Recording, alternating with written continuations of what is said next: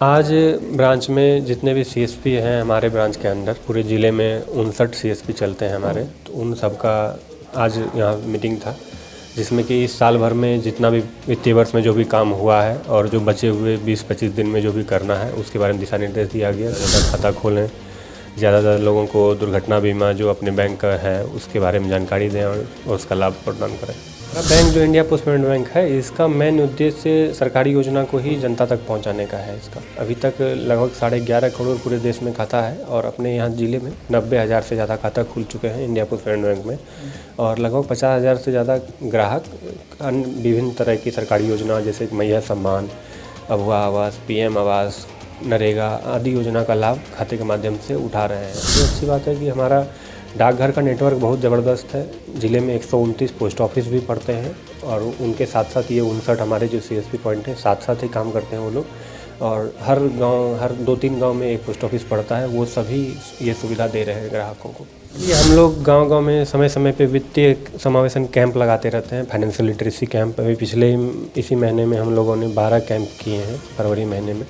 तो अलग अलग गाँव में पंचायत भवन में जा के हम लोग जो मुखिया हैं, वहाँ के जो प्रतिनिधि होते हैं, उनसे बात करते हैं, उनको बताते हैं कि ग्राहकों को पोस्ट ऑफिस बैंक में खाता खोलने के लिए प्रेरित कीजिए। इसमें बहुत आसानी से किसी भी सरकारी लाभ इसमें पैसा आ जाता है, और निकासी के लिए भी ग्राहकों को बहुत दूर नहीं जाना पड़ेगा। घर पे ही जो पोस्टमैन है या जो चिट्ठी बांटते हैं उनके एरिया में, वो घर पे आके निकासी कर देते हैं। नमस्कार, मैं हूँ गोविंद ठाकुर और आप देख रहे हैं ZTV भारत न्यूज़। अगर हम साहेबगंज के इंडिया पोस्ट पेमेंट बैंक की बात करते हैं तो विशेष तौर पर यहाँ एक आज जो है बैठक बुलाई गई थी।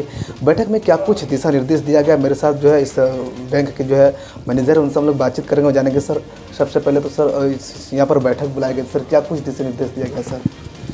आज ब्रांच में जितने भी CSP हैं हमारे ब्रांच के अंदर पूरे ज़िले में 59 CSP चलते हैं हमारे, तो उन सब का आज यहाँ मीटिंग था, जिसमें कि इस साल भर में जितना भी वित्तीय वर्ष में जो भी काम हुआ है और जो बचे हुए 20-25 दिन में जो भी करना है उसके बारे में दिशा निर्देश दिया गया कि ज़्यादा से ज़्यादा खाता खोलें, ज़्यादातर लोगों को दुर्घटना बीमा जो अपने बैंक का है उसके बारे में जानकारी दें और उसका लाभ प्रदान करें।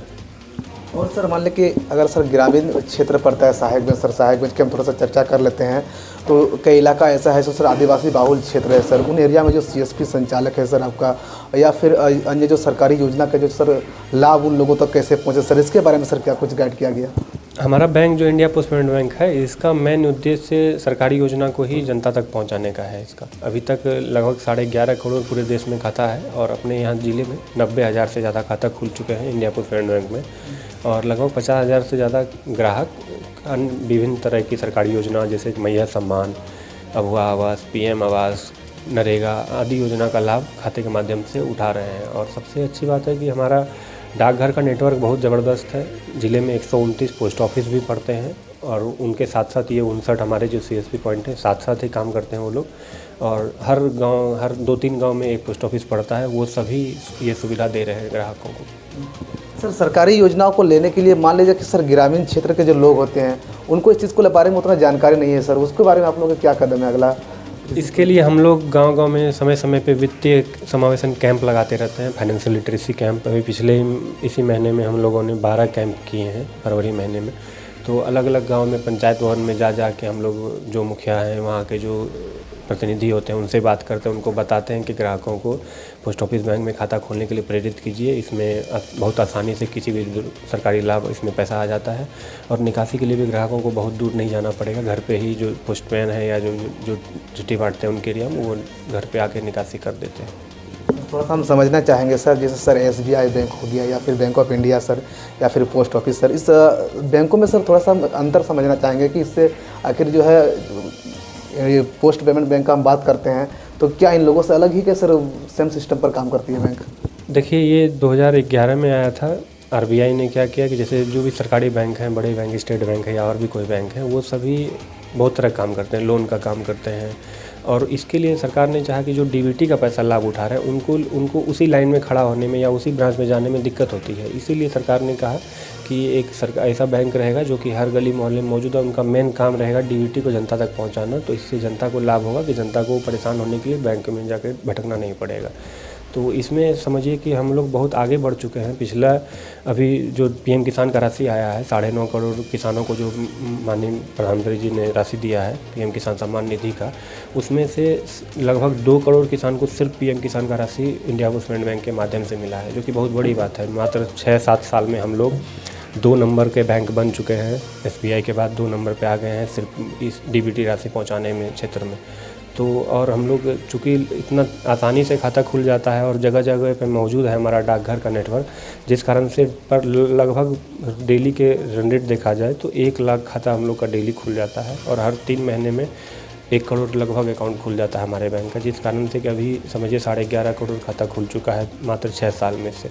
और ये और गति तेज़ होती जा रही है जैसे जैसे कि ज़्यादा सीएसपी खुल रहे हैं हमारे बैंक के, ज़्यादा डाकघर हमारे नेटवर्क में आते जा रहे हैं इस हिसाब से। सर एक मेरा अंतिम सवाल है सर, क्योंकि अगर हम साहेबगंज की चर्चा करते हैं सर, अधिकतर बैंक घरों में या फिर सर सीएसपी केंद्रों में देखा जाता है कि सर चाहे वो पीएम किसान योजना के नाम पर हो, मैया सम्मान योजना के नाम पर हो, धोखाधड़ी का मामला सर सामने आता है। क्या सर अगर हम सिक्योरिटी के तौर पर बात करते हैं तो ये बैंक ऐसा क्या कुछ ग्राहकों को सुविधा उपलब्ध कराती है जिससे वो धोखाधड़ी के शिकार ना हो? हमारे बैंक में सबसे पहले तो जो डाकघर के कर्मचारी काम करते हैं इंडिया पोस्ट पेमेंट बैंक में, तो वो लोग सभी सरकारी कर्मचारी हैं। तो वो लोग ऐसा काम बिल्कुल ही नहीं करेंगे 1-2 रुपये के लिए, चूँकि उनका जॉब है इसमें। जैसे नॉर्मल सी कोई सीएसपी है तो वो तो मान लेते हैं कोई फ्रॉड करके अपना सीएसपी बंद कर सकते हैं, लेकिन हमारा ऐसा सरकारी कर्मचारी है वो ऐसा कोई काम बिल्कुल नहीं करेगा। और दूसरा, हम लोग रेगुलर मॉनिटरिंग करते रहते हैं। हम लोग का सिस्टम इतना तगड़ा है कि डेली हम लोग को आता है अलर्ट्स वगैरह कि किस कस्टमर के साथ क्या ट्रांजैक्शन हो रहा है। हम लोग कस्टमर से बीच में बात भी करते रहते हैं कि आपके साथ कोई फ्रॉड तो नहीं हो रहा है। इस कारण से फ्रॉड भी बहुत ही कम है, नगण्य है हमारे में। 1-2 आता भी है तो उसको जल्द से जल्द रिपोर्ट करके हम लोग उसका रिकवरी करवाने का प्रयास करते हैं।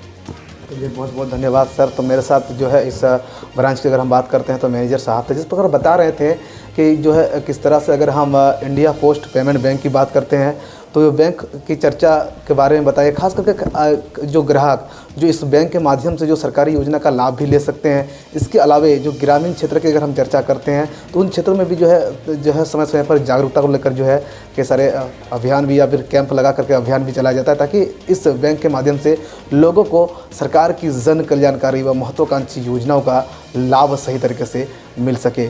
Govind Thakur, ZTV Bharat news, Sahebganj.